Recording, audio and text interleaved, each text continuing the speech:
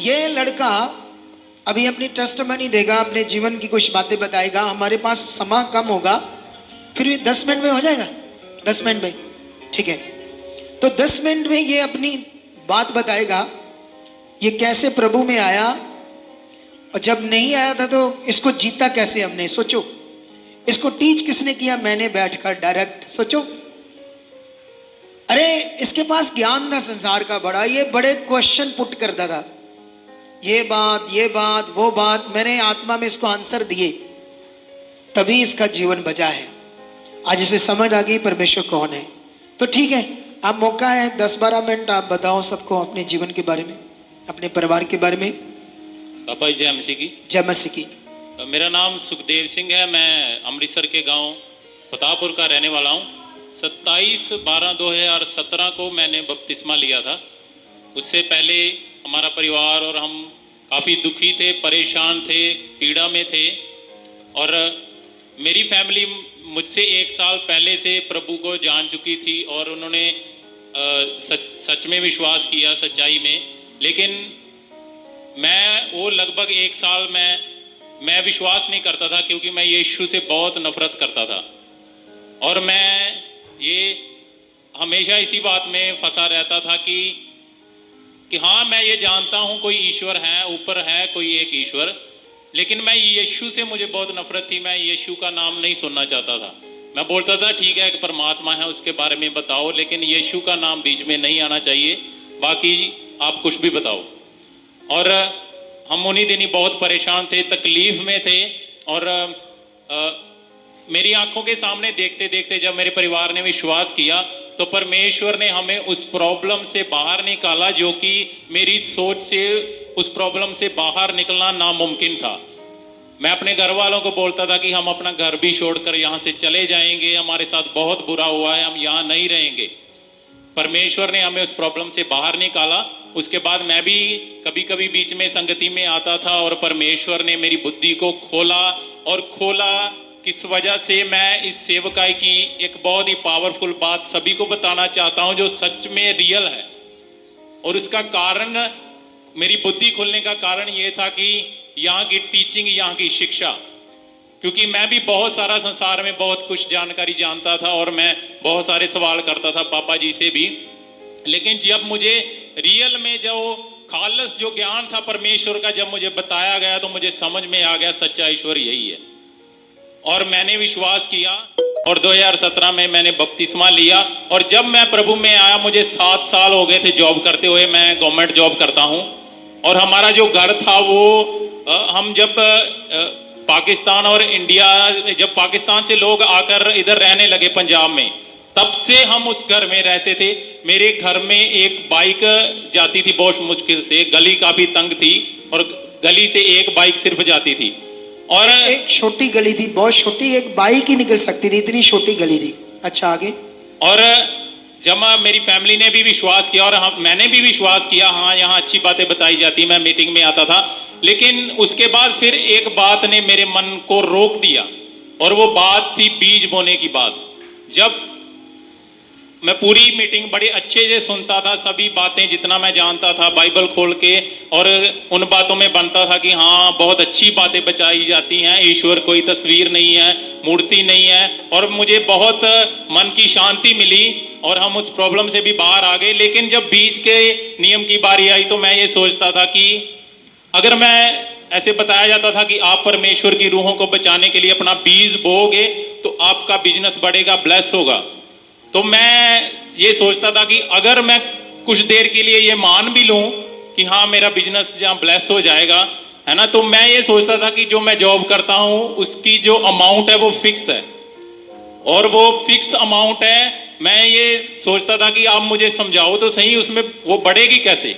आप समझते हो, ये एक फौजी है, तो फौजी में जितनी सैलरी है, अगर 50,000 है, तो इसने कहा अगर मैं उसका 50 का 5 डाल दूं, तो आप बोलते बरकत आएगी, तो बढ़ेगी कैसे? ये बताओ कैसे बढ़ेगी? ये क्वेश्चन था इसका।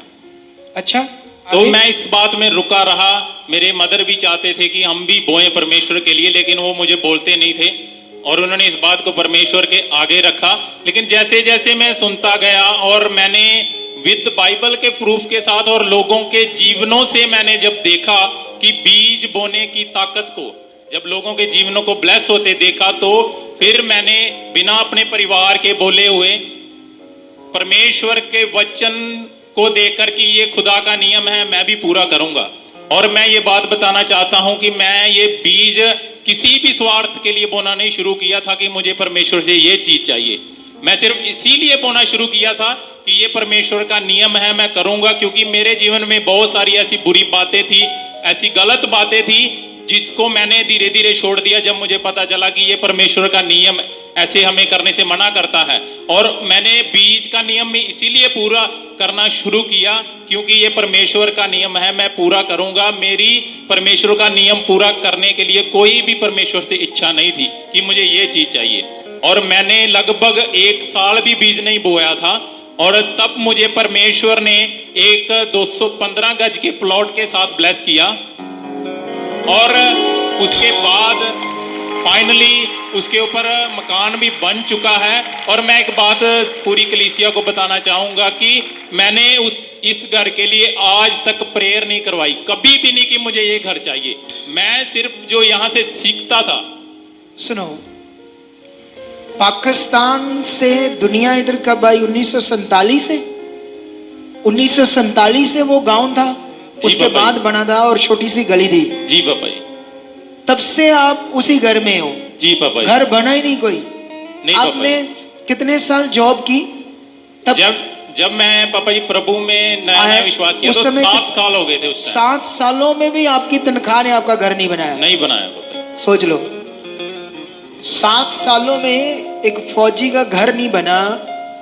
और पैसे थे तुम्हारे पास जो कमाते थे? जी बिल्कुल पैसे थे। हमारा सेम काम वही था पहले भी जो। नहीं, मेरे कहने का मतलब जो तुम कमाते थे वो पैसे बचते थे या वेस्ट हो जाते थे? वो पूरे वेस्ट हो जाते थे। वेस्ट हो जाते थे ना, वेस्ट हो जाते थे सारे पैसे, बचता ही नहीं कुछ था। वही सैलरी बाद में उसको क्या होगा कि एक अच्छी कॉलोनी में 80 जगह पर एक 250 गज का प्लाट, मकान बोल रहा है, मैं तो कोठी कहूंगा। फोटो है, ये देखो।